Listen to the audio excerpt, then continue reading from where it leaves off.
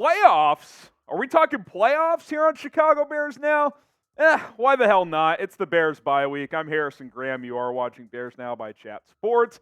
On today's show, we're going to take a look at the Bears playoff picture and chances with 5 weeks to go. And there are games being played right now, but this is being filmed about midway through the afternoon slate in week 13. A couple of games at halftime here as we film this. The noon games are all in the book, so this is where we sit. Philadelphia Eagles on top of the NFC, and that will be true regardless of their outcome in this San Francisco game. That game's almost at halftime. Detroit, for now, slides up to the 2 seed. If the Niners win, they would reclaim that as they're playing Philly right now. Atlanta gets a win. They're 6-6 on top of the NFC South. Cowboys at 9-3, but when you think about the Bears' chances, it's that number 6 and number 7 seed. Minnesota and Seattle both 6-6 right now. The Rams could join them at 6-6 later today, but even if they do, those two spots are very much up for grabs, even for a team like Chicago, who's only with 4 wins. They're just 2 games back with 5 weeks to go. It's at least a possibility that they could get there. Now, some notable games this week. A few in the books. Falcons, it'd been nice if the Jets could have gotten that done, but they beat the Jets 13-8. To improve to 6-6. Again, for now, they're on top of the NFC South. Commanders, I think they're done. They're 4-9 now. They got smoked by the Dolphins, so they have fallen behind even the Bears. Saints, this is a big one because you're not catching Detroit in the division anyway. They fall to 5-7 with a 33-28 loss to Detroit. Lions up 21-0 at one point in that game. Big one here, too, for the tank program. Cardinals, 24-10 over Pittsburgh. They improved to 3-10. Not a threat to make the playoffs, but now you've got a potential 2-game separation for that number 1 pick in the draft. Panthers-Bucks underway. That game is at halftime.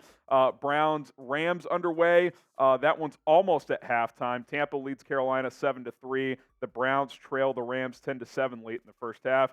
Eagles currently lead the Niners 7-6 late in the first half, but the Niners are driving. Actually, the Niners are on top 7-6, excuse me. And then Chiefs-Packers tonight. We need the Packers to lose in that one. Can the Bears still make the playoffs? Do you believe? Can they? Yes. Will they? Probably not. But in terms of if they can, the answer is actually yes. Type Y for yes, type in for no. Let us know what you guys think. You look at the playoff odds. The New York Times has a playoff simulator that anybody can go mess with. Just Google New York Times playoff simulator. It'll pop right up if you guys want to do this at home. Currently, Bears 3% chance. Not great. Now, if they finish 4-1, that would be 8-9 overall. Their chances jump to 28%. So, okay, 1-4 chance. 5-0, it jumps up to 75%. So, what does that tell me? You got to win out. That's really your only chance. And the Bears did this to themselves, man. They should have beaten Denver and Detroit. Those were legit collapses, and they were also in the games with Tampa and New Orleans. If you just go 2-2 in those 4, you're 6-6, right? Potentially in a playoff spot, depending on the tiebreakers. So, it's a tough hill to climb, but I won't completely dismiss it, and here's why.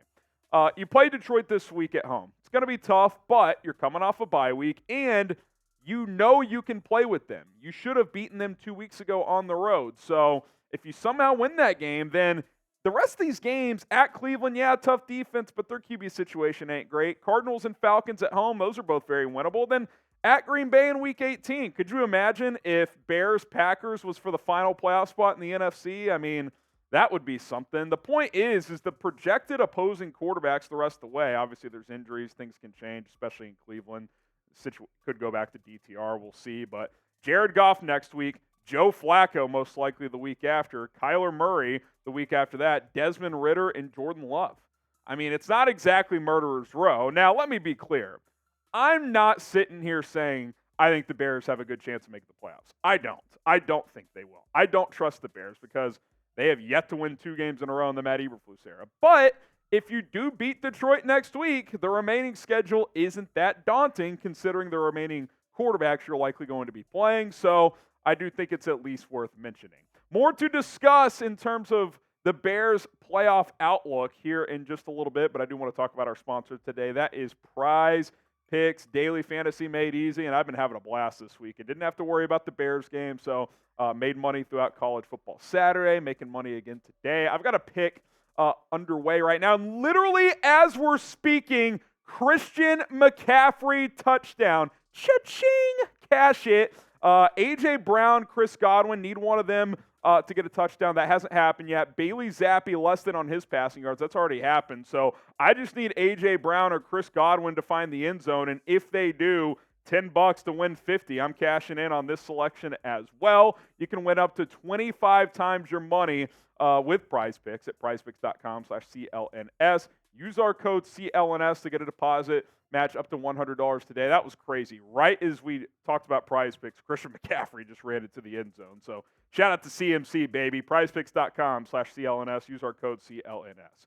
Now, again, the reason I don't trust the Bears is because I don't trust Matt Eberflus. He's 7-22. Overall, 1-9 against the NFC North, has never won back-to-back wins, and obviously if you're going to make the playoffs, you're going to have to do more than back-to-back. You're going to have to probably win 6 straight, starting with the one you won last week. So that would be certainly turning the page on everything you've done so far as a head coach. So, look, if you beat Detroit this week, we can talk.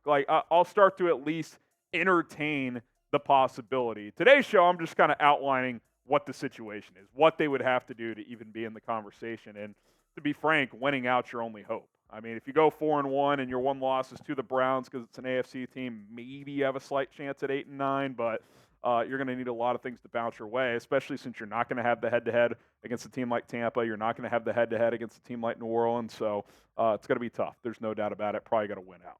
Subscribe to the channel if you want more Chicago Bears videos. Hit that sub button. We'll be back tomorrow in the morning for a video. Bears Now Live in the afternoon as well. Lots of content to look forward to as the bye week is officially wrapping up here. So sub to the channel for free, and we'll continue to see you here on the show.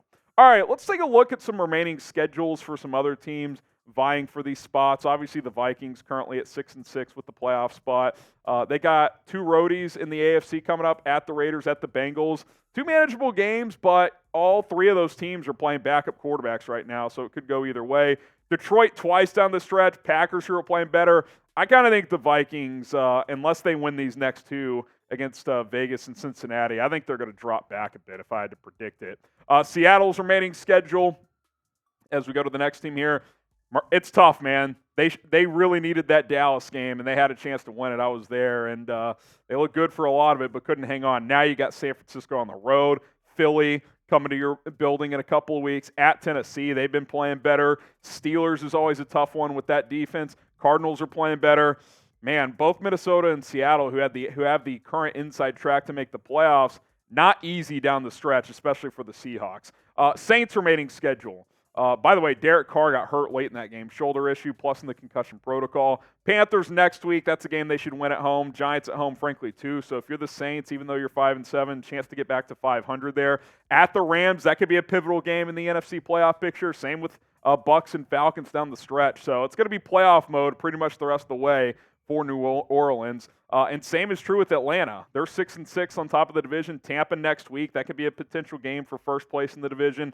At Carolina the week after that. Colts at home. Colts are feisty. Obviously the Bears, that's going to be a big game for Chicago and Atlanta potentially in a few weeks if the Bears can find a way to stack some wins. And then Atlanta goes to New Orleans to end the year in a potential matchup to determine the division as well. And remember, someone's going to win the NFC South, so you can't worry about all 3 of those teams, Tampa, New Orleans, and Atlanta, because at least one's going to make it. What you can't afford is a second one of those teams to sneak in. Like, if they get 2 teams in the playoffs, the Bears' chances dwindle that much further of actually finding their way in, because then you're down to just 1 playoff spot, and that's going to be pretty unlikely.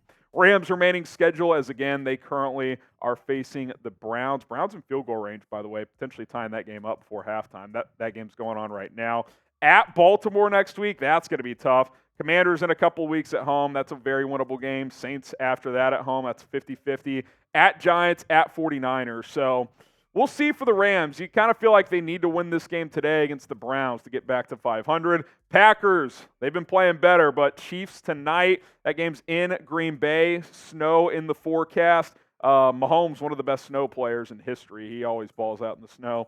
At New York next week, that could be an interesting one. Tampa at home the week after. At Carolina, so that 3-game stretch, New York, Tampa, and Carolina, pretty manageable for Green Bay. But then it's at the Vikings, then Bears at home to wrap things up. So if you're not wanting the Packers to make the playoffs, you really need the Chiefs to win tonight to drop them back to 5-7. Because if they win that game, they could stack a few in a row after that with New York, Tampa, and Carolina coming up on the schedule. And You guys know the motto. Get the FGBs going in the comments right now.